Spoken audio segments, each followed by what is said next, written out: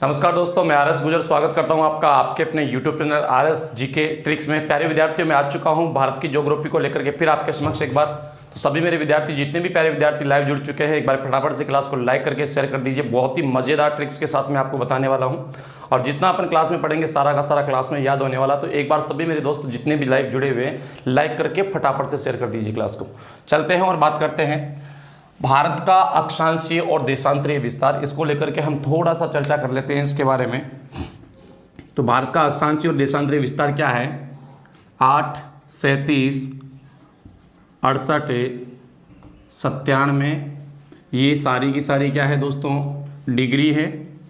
बात करें 4 और 2 6, 1 7 और इधर आ जाएंगे आपके 25। ठीक है, ये मिनट है। ऐसे याद रख सकते हैं आप, रखना चाहें तो, बाकी आपकी मर्जी। तो 8 डिग्री 4 मिनट उत्तरी अक्षांश, 8 डिग्री 4 मिनट उत्तरी अक्षांश से लेकर के 37 डिग्री 6 मिनट उत्तरी अक्षांश तक किसका विस्तार है? तो भारत का विस्तार है। अक्षांशीय विस्तार की बात करें तो अक्षांशीय विस्तार हो जाएगा 8 डिग्री 4 मिनट से लेकर के 37 डिग्री 6 मिनट उत्तरी अक्षांश तक। और देशांतरीय विस्तार की बात करेंगे तो देशांतरीय विस्तार हो जाएगा 68 डिग्री 7 मिनट पूर्वी देशांतर से लेके, पूर्वी देशांतर 68 डिग्री 7 मिनट पूर्वी देशांतर से लेकर के 97 डिग्री 25 मिनट पूर्वी देशांतर तक, पूर्वी देशांतर तक। यानी कि भारत की स्थिति जो है, अक्षांशों की हम बात करते हैं तो उत्तर में आती है, उत्तरी अक्षांशों में पड़ती है। और देशांतरों की हम बात करते हैं तो कौन में, किस में पड़ती है? पूर्वी देशांतरों में पड़ती है। क्यों पड़ती है ये मैंने जब आपको अक्षांश और देशांतर पढ़ाया उसी समय आपको बता दिया था। सभी के अपने बीच बात हो चुकी थी कि ये 0 डिग्री है। 0 डिग्री ने संपूर्ण ग्लोब को 2 भागों में बांटा, और एक उत्तरी गोलार्ध और एक दक्षिणी गोलार्ध। तो जो उत्तरी गोलार्ध में हमने रेखाएं खींची थी वो उत्तरी अक्षांश कहलाती है, और दक्षिणी गोलार्ध में खींची गई रेखाएं दक्षिणी गोलार्ध कहलाती है, दक्षिणी अक्षांश कहलाती है। तो यहाँ पर भारत की स्थिति बनती है ना, यहाँ भारत की स्थिति बनती है। तो भारत की स्थिति तो 0 डिग्री के उत्तर में ही बन रही है, यानी कि सारी की सारी अक्षांश उत्तरी अक्षांश ही होगी। और 0 डिग्री देशांतर ने 2 भागों में बांटा, पूर्वी गोलार्ध पश्चिमी गोलार्ध। तो इधर खींची गई रेखाएं सभी पूर्वी गोलार्ध, पूर्वी अक्षांश होगी, पूर्वी देशांतर होगी। तो ये पूर्वी यानी कि देशांतर की बात करेंगे तो पूर्व में इसका विस्तार देखा जाएगा, पूर्वी देशांतरों में। और अक्षांशों की हम बात करेंगे तो उत्तरी अक्षांशों में इसका विस्तार है। अब बात करते हैं भारत की उत्तर से दक्षिण की लंबाई कितनी है और पूरब से पश्चिम की लंबाई कितनी है। तो दोस्तों इसकी उत्तर से दक्षिण की लंबाई है 3214 किलोमीटर, जबकि उत्तर से दक्षिण की इसकी लंबाई जो है वो कितनी है? 2933 किलोमीटर। ठीक है, भारत की उत्तर से दक्षिण की लंबाई है 3214 किलोमीटर, जबकि पूरब से पश्चिम की लंबाई है 2933 किलोमीटर। हम बात करें भारत के उत्तरतम छोर के बारे में, भारत के दक्षिणतम छोर के बारे में, तो दोस्तों भारत का सबसे उत्तरतम जो बिंदु है उसकी अगर हम बात कर लें तो वो कौन सा हो जाएगा? भारत का सबसे उत्तरतम बिंदु इंद्राकोल, इंद्राकोल। और ये इंद्राकोल कहाँ पर पड़ता है? लद्दाख में पड़ता है। ये इंद्राकोल भारत का सबसे उत्तरतम बिंदु है, भारत का उत्तरतम बिंदु। यानी कि भारत के सबसे उत्तर में स्थित बिंदु कौन सा है? इंद्राकोल है। तो भारत का दक्षिणतम बिंदु, ध्यान रखना दोस्तों, मुख्य भूमि का दक्षिणतम बिंदु है ये कन्याकुमारी, कन्याकुमारी। और कन्याकुमारी कहाँ पर पड़ता है? तमिलनाडु में। कहाँ पर पड़ता है? तमिलनाडु में। इसके बारे में आपको ध्यान रखना है, भारत की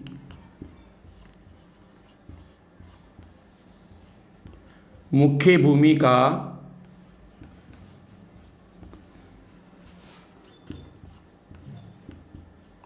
दक्षिणतम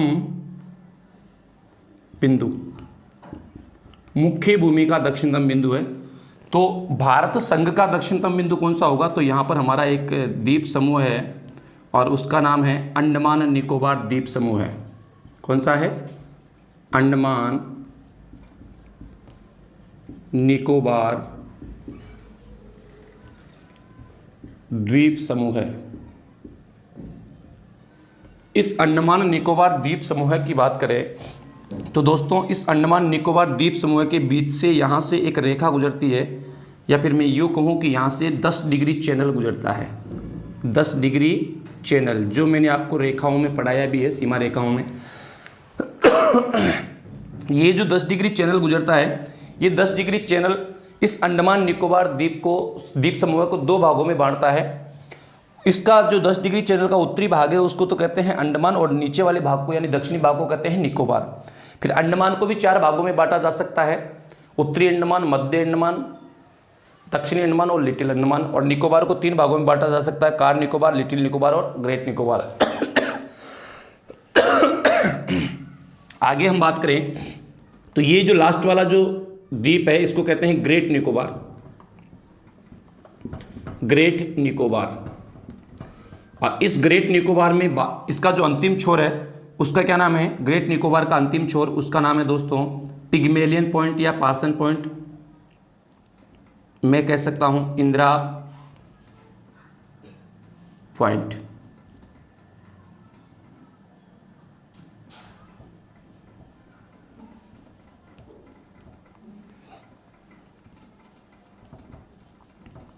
या इसे पार्सन पॉइंट कहते हैं, इसे पिग्मेलियन पॉइंट के नाम से भी जाना जाता है। और ये ध्यान रखना है 2004 की सुनामी में ये जलमग्न हो गया है। 2004 की सुनामी में क्या हो चुका है? ये जलमग्न हो चुका है। इधर लिख देता हूं इंदिरा पॉइंट। भारत संघ का अंतिम बिंदु। भारत संघ का मतलब संघ में केंद्र शासित प्रदेश भी आ जाएंगे और राज्य भी आते हैं ना। तो ये अंतिम बिंदु है इंदिरा पॉइंट। किसमें स्थित है ये? तो ये ग्रेट निकोबार में, ग्रेट निकोबार। और ग्रेट निकोबार कहाँ पर स्थित है? तो ग्रेट निकोबार स्थित है अंडमान निकोबार द्वीप समूह में, जिसके बारे में हम पढ़ चुके हैं। इस इंदिरा पॉइंट की मैं बात करूं तो इसकी स्थिति कहाँ पर बनती है? तो ये अगर इसके अक्षांशीय विस्तार की मैं बात करता हूं तो दोस्तों 6 डिग्री 45 मिनट, 6 डिग्री 45 मिनट उत्तरी अक्षांश पर से जो है इसकी स्थिति बनती है। ये यहाँ पर ये स्थित है। इसका विस्तार जो है 6 डिग्री 45 मिनट से शुरू होता है और लगभग 14 डिग्री अक्षांश तक आता है। और 92 से 94 देशांतरीय विस्तार है अंडमान निकोबार का। 6 डिग्री 45 से लेकर के 14 डिग्री उत्तरी अक्षांश तक अंडमान निकोबार द्वीप का विस्तार है। देशांतरीय विस्तार की बात करें तो 92 से 94 है। जब भौतिक प्रदेश पढ़ाऊंगा उस समय आपको जो है मैं विस्तार से सारा बताने वाला हूं। बात करें पूर्वोत्तम बिंदु की तो वो है किबिथु, अरुणाचल प्रदेश। अरुणाचल प्रदेश में जो किबिथु है ये भारत का पूर्वोत्तम बिंदु है। और भारत का पश्चिमतम बिंदु कौन सा है? तो वो है दोस्तों यहां पर है गोरमोता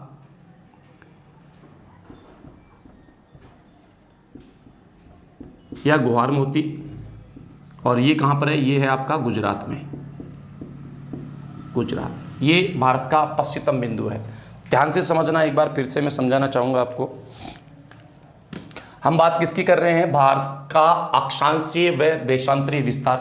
तो अक्षांशीय और देशांतरीय विस्तार क्या है? 8 डिग्री 4 मिनट से भारत की मुख्य भूमि का विस्तार शुरू होता है 8 डिग्री 4 मिनट उत्तरी अक्षांश से। लेकिन अगर हम बात करें भारत संघ की मुख्य भूमि का भारत संघ की भूमि का विस्तार या भारत संघ का विस्तार कहाँ से शुरू होता है? तो वो यहाँ से शुरू होता है ग्रेट निकोबार से। और ग्रेट निकोबार से बोले तो ये कहाँ पर स्थित है? 6 डिग्री 45 मिनट पर स्थित है। यानी कि 6 डिग्री 45 मिनट उत्तरी अक्षांश से जो है भारत संघ का विस्तार शुरू हो जाता है। हमारा अंडमान निकोबार द्वीप समूह ये भी भारत का ही भाग है, केंद्र शासित प्रदेश है एक। तो 6 डिग्री 45 मिनट से बाकी मुख्य भूमि का विस्तार जो है वो कहाँ से शुरू होता है? 8 डिग्री 4 मिनट से शुरू होता है और कहाँ तक जाता है? 37 डिग्री 6 मिनट उत्तरी अक्षांश तक जाता है। देशांतरीय विस्तार की बात करें तो देशांतरीय विस्तार इसका शुरू होता है 68 डिग्री 7 मिनट से और कहाँ तक जाता है? 97 डिग्री 25 मिनट पूर्वी देशांतर तक जाता है। अब बात कर ले भारत की उत्तर से दक्षिण यानी कि कश्मीर से लेकर के कन्याकुमारी तक की जो लंबाई है वो कितनी है? तो भारत की उत्तर से दक्षिण की जो लंबाई है वह है दोस्तों 3214 किलोमीटर। कितनी है? 3214 किलोमीटर। यार एक बार सारे के सारे दोस्त है ना पहले क्लास को शेयर कर दो जल्दी से, और जिन्होंने अभी तक क्लास को लाइक नहीं किया ना वो लाइक भी करें और इसको ज़्यादा से ज़्यादा शेयर कर दीजिए। और अगर अभी तक आपने हमारे YouTube चैनल को सब्सक्राइब नहीं किया तो फटाफट से सब्सक्राइब भी कर लो, जिससे कि आने वाले सभी वीडियो की नोटिफिकेशन आप तक पहुँच पाए। तो 2933 इसकी पूर्व से पश्चिम की लंबाई है, उत्तर से दक्षिण की है 3214 किलोमीटर भारत की लंबाई। जबकि भारत का क्षेत्रफल की हम बात करें तो 32,87,263 वर्ग किलोमीटर भारत का क्षेत्रफल है। अब बात करते हैं इसके पूर्वतम बिंदु कौन सा है, तो इसका एकदम पूर्वतम बिंदु जो है वो है किबितू, और ये किबितू कहाँ पड़ता है, अरुणाचल प्रदेश में पड़ता है। नेक्स्ट हम बात करें पश्चिमतम बिंदु, पश्चिमतम बिंदु है गोरमोता या गुहारमोती, जो कहाँ पर पड़ता है, गुजरात में पड़ता है। भारत का एकदम उत्तरतम बिंदु जो है वो है इंद्राकौल, जो लद्दाख में पड़ता है। अब आप पुरानी किताबें पढ़ेंगे उसमें आपको जम्मू कश्मीर मिलेगा, तो कंफ्यूज होने की जरूरत नहीं है। आप सब जानते भी हैं कि जम्मू कश्मीर को जो है 2 केंद्र शासित प्रदेशों में विभक्त कर दिया गया था ना, तो ये वाला पोर्शन इस प्रकार से लद्दाख का रह जाता है। तो एक उत्तरतम बिंदु लद्दाख में पड़ता है। और दक्षिणतम बिंदु है जो भारत का मुख्य भूमि का दक्षिणतम बिंदु है, ये ध्यान रखना है, मुख्य भूमि का दक्षिणतम बिंदु कौन सा है, कन्याकुमारी या केप कमोरिन है ना। तो दक्षिणतम बिंदु है वो है कन्याकुमारी, लेकिन ये मुख्य भूमि का है। अगर द्वीपों की भी बात कर लेते हैं या भारत संघ के दक्षिणतम बिंदु की हम बात कर लेते हैं तो फिर आएगा हमारा इंदिरा पॉइंट, पार्सन पॉइंट या पिग्मेलियन पॉइंट। ये इंदिरा पॉइंट, पार्सन पॉइंट या पिग्मेलियन पॉइंट जो 2004 की सुनामी में, 2004 की सुनामी में क्या हो चुका है, सुनामी में जलमग्न हो गया, जलमग्न हो गया। ध्यान रखना है 2004 की सुनामी में ये जलमग्न भी हो चुका है, जो अंडमान निकोबार द्वीप समूह में स्थित है। और अगर अलग अलग पूछता है तो ध्यान रखना है वो है ग्रेट निकोबार में स्थित है। और ग्रेट निकोबार में कौन सा है, इंदिरा पॉइंट, पार्सन पॉइंट या पिग्मेलियन पॉइंट के नाम से इसको जाना जाता है, जिसका विस्तार शुरू होता है या फिर जो कहाँ पर स्थित है, 6 डिग्री 45 मिनट पर स्थित है। ये था भारत का अक्षांशीय और देशांतरीय विस्तार। अब हम बात करते हैं कि कभी कभी पूछा जाता है भारत में सबसे पहले जो है, मैं बात करूं भारत के जो पूर्वतम बिंदु है उस पूर्वतम बिंदु और पश्चिमतम बिंदु, उन दोनों के बीच का जो समय का डिफरेंट है वो कितना है और कैसे हम उसको निकालते हैं। तो एक बार आप इसका स्क्रीनशॉट लीजिएगा फटाफट से, उसके बाद हम चलते हैं और बातें करते हैं आगे और क्या क्या चीज़ें हमें यहाँ से ध्यान में रखनी चाहिए उनको लेकर के थोड़ा सा हम बात कर लेते हैं। फटाफट से स्क्रीनशॉट ले लो सारे के सारे विद्यार्थी इसका, जिन्होंने नहीं लिया है फटाफट से स्क्रीनशॉट ले लीजिएगा, और जिन्होंने अभी तक लाइक नहीं किया है, शेयर नहीं किया है, वो फटाफट से क्लास को लाइक भी कर दीजिए और इसको शेयर भी कर दीजिए, जिससे कि आने वाली वीडियो की सभी नोटिफिकेशन, प्यारे विद्यार्थियों चैनल को सब्सक्राइब करना कभी नहीं भूले, है ना, जिससे कि आने वाली सभी वीडियो की नोटिफिकेशन आप तक पहुँच पाए। तो फटाफट से शेयर कर दो भाई सारे के सारे। चलो अब आगे हम देखते हैं क्या चीज़ हमें यहाँ से देखनी है, बताता हूँ क्या चीज़ देखनी है, आ जाओ। हम बात कर रहे थे कि भारत का जो एकदम पूर्वतम बिंदु है उस पूर्वतम बिंदु से पश्चिमतम बिंदु के मध्य, पूर्वतम बिंदु से पश्चिमतम बिंदु के मध्य जो समय का अंतर है वो कितना है, वो चीज़ हम देखना चाह रहे थे यहाँ पर। तो कैसे निकालते हैं और कैसे हमें ध्यान में रखना है, आइए देखिए। बात करें हम पूर्वतम बिंदु यानी कि किबितू अरुणाचल प्रदेश से लेकर के यहाँ तक का जो मध्य जो समय का अंतर है वो कितना है। तो हमने पहले भी बात की थी कि पृथ्वी 2 प्रकार की गतियां करती है, एक परिक्रमण एक परिभ्रमण। तो परिक्रमण में सूर्य के चारों तरफ घूमती है और परिभ्रमण में अपने अक्ष पर चारों तरफ चक्कर लगाती है। तो अपने अक्ष पर एक राउंड पूरा करने में वो 24 घंटे का समय लेती है, यानी कि एग्जैक्ट की बात करें तो 23 घंटे 56 मिनट और 4 सेकंड का समय लेती है। बाकी वैसे हम बात करें तो कितना समय लेती है, लगभग 24 घंटे का समय लेती है। कितना, एक राउंड पूरा करने में, एक राउंड पूरा करने का मतलब हो गया 360 डिग्री घूमने में। कितनी डिग्री घूमने में, 360 डिग्री घूमने में 24 घंटे लेती है। तो एक घंटे में कितना घूमेगी, 24 का भाग दे दो 360 में, 12 दूना 24, 12 तिया 36, ऊपर बच गए 30, भाग दे दो 2 का 15 डिग्री, यानी कि एक घंटे में 15 डिग्री घूमती है। एक घंटा यानी कि 60 मिनट, तो 60 मिनट में ये 15 डिग्री घूम रही है। तो 1 डिग्री घूमने में कितनी मिनट लेगी, तो 15 का भाग दे दो, 15 चौके 60, यानी कि 4 मिनट में, या यूं कह सकते हैं कि सूर्य 1 डिग्री देशांतर को पार करने में 4 मिनट का समय लेता है। कितना समय लेता है, 4 मिनट का समय लेता है। तो देखते हैं कैसे समय ज्ञात करेंगे। हमें इसका चाहिए होगा देशांतरीय विस्तार। तो भारत का देशांतरीय विस्तार कितना है, 68 डिग्री 7 मिनट से लेकर के 97 डिग्री 25 मिनट इसका देशांतरीय विस्तार है। ठीक है, तो कितनी देशांतरों में भारत का विस्तार है वो चीज हमें देखनी है। देखो 97 डिग्री में से मैं घटा देता हूं 97 डिग्री 25 मिनट, यहां से मैं इनमें से मैं घटा देता हूं 68 degree 7 minute, 68 degree 7 minute minus कर देता हूं, तो 25 में से 7 गए तो 18 मिनट, और 97 में से 68 गए तो 29 डिग्री। यानी कि भारत का विस्तार, ध्यान रखना है, भारत का विस्तार 29 डिग्री 18 मिनट पूर्वी देशांतरों में है, पूर्वी देशांतरों में है, देशांतरों में है। अब इसको कैसे ध्यान में कैसे निकालें हम, तो देखो 1 डिग्री को पार करने में सूर्य 4 मिनट का समय लगता है, तो उसको 29 डिग्री और 18 मिनट पूर्वी देशांतर पार करना पड़ेगा, है ना। तो दोनों को अलग अलग गुणा कर दो, क्योंकि ये मिनट है और ये डिग्री है, तो डिग्री का आंसर मिनट में आता है और मिनट का आंसर सेकेंड में आता है, इसलिए दोनों को अलग अलग करके गुणा करना पड़ेगा। 29 चौक 116, यानी कि 116 ये मिनट है और 18 चौक 72 ये सेकंड है। अब दोस्तों ये जो 72 सेकंड है इसमें से अपन मिनट बना सकते हैं, 1 मिनट और 12 सेकंड हो जाएगी। अगर इसको मैं मिनट में परिवर्तित करूंगा तो 1 मिनट और 12 सेकंड, ठीक है। अब इधर मिनट है पहले से ही, तो इस मिनट को तो मिनट में हम ऐड कर सकते हैं, यानी कि 117 मिनट हो जाएगी, 117 मिनट और 12 सेकंड हो जाएगी। अब इसको घंटे में बदल लो तो 1 घंटा 57 मिनट 12 सेकंड, 12 सेकंड। यानी कि भारत के पूर्वोत्तम छोर से पश्चिमतम छोर के मध्य समय का कितना अंतर है, 1 घंटा 57 मिनट 12 सेकंड का अंतर पाया जाता है। यानी कि आप कह सकते हैं लगभग 2 घंटे, क्योंकि कभी कभी क्या होता है ये एग्जैक्ट समय ऑप्शन में होता ही नहीं है, एग्जैक्ट समय ऑप्शन में होता ही नहीं है। क्वेश्चन पूछ लिया जाता है भारत के पूर्वोत्तम छोर से पश्चिमतम छोर के मध्य समय का अंतर है, और ये 1 घंटा 57 मिनट 12 सेकंड वाला ऑप्शन में होता ही नहीं है, तो लगभग 2 घंटे वहां पर आपको ऑप्शन में मिलेंगे।